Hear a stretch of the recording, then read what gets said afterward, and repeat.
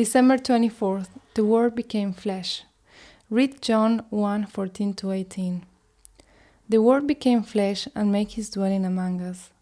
We have seen his glory, the glory of the one and only Son, who came from the Father, full of grace and truth. John testified concerning him. He cried out, saying, "This is the one I spoke about when I said, 'He who comes after me has surpassed me because he was before me.'" Out of his fullness we have all received grace in place of grace already given.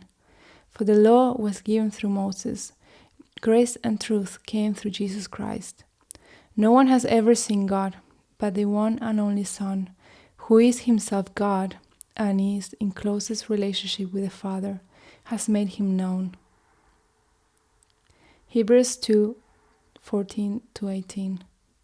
Since the children have flesh and blood, he too shared in their humanity, so that by his death he may break the power of him who holds the power of death, that is, the devil, and free those who all their lives were held in slavery by their fear of death. For surely it is not angels he helps, but Abraham's descendants.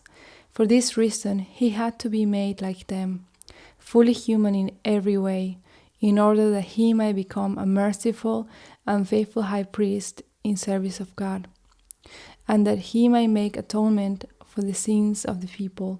Because he himself suffered when he was tempted, he is able to help those who are being tempted.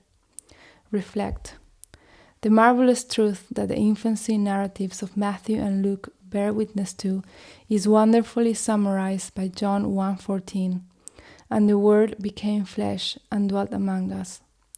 The Incarnation separates Christianity from every other religion, worldview, and philosophy. This is also something unique in salvation history. In the Old Testament, God forms the unborn child. In the New Testament, God becomes an unborn child. There is no escaping the fact that it is at conception when Christ's human life commences. The glory John writes of, the glory of the only Son from the Father, is initially hidden, not just by the obscurity of a carpenter's labor for 30 years, but physically hidden in Mary's womb.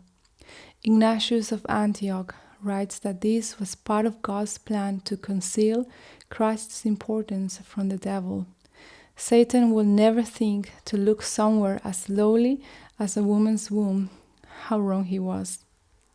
As Hebrews 2 makes clear, in order to redeem the whole of our lives, Jesus needed to share every stage of our humanity, including the first 9 months of life.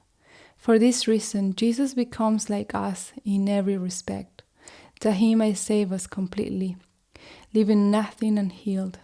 Indeed, as human nature is corrupt from conception, it was necessary that he being here, that he might go to the root and repair our nature from the very foundation, thither he went. The Old Testament contains beautiful descriptions of the unborn child and is insistent on God's involvement in the creation, development, personality, and vocation of children in the womb. Yet, the Incarnation takes these realities to a new level.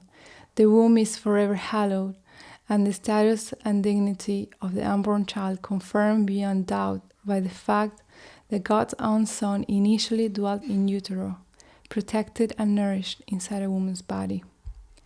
Understanding that God was once an unborn child shapes our attitude to all unborn life. Put differently, Christmas also reveals the full meaning of every human birth, and the joy which accompanies the birth of the Messiah is thus seen to the foundation and fulfillment of joy at every child born in the world. Respond. Jesus came to reveal God's grace and truth, and as we follow him, we are to do the same.